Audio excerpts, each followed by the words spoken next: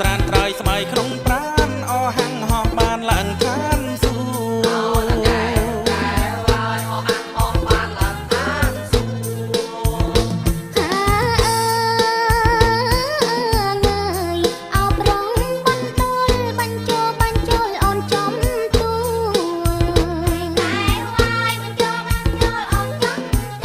៌ចូលឆ្នាំថ្មីបងស្ដីគួរមិនជឿអូនសួរទេវតា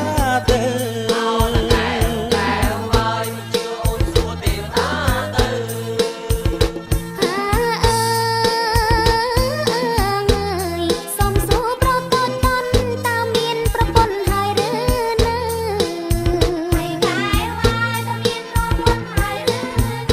បងរៀបការនរណាទៅហេតុអ្វីស្រីពៅសួរអញចឹង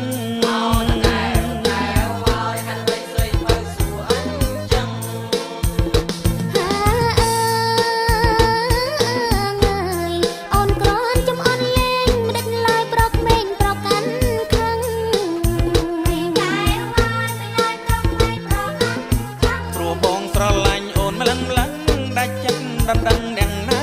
ទៅ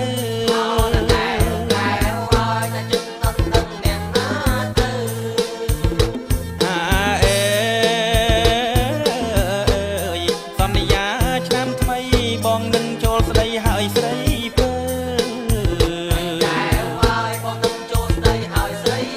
ស្នេហ៍យើងស្នេហ៍ពិតណាស់នឹងណែសង្សារតទៅត្រូវឆ្នាំថ្មី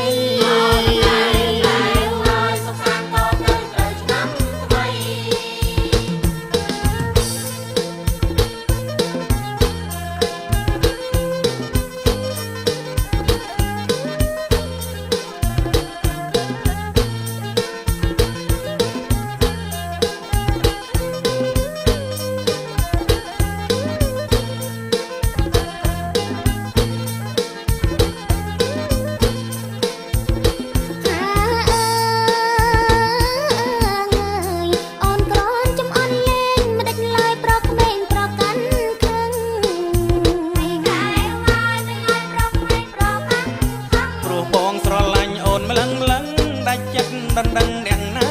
ទៅ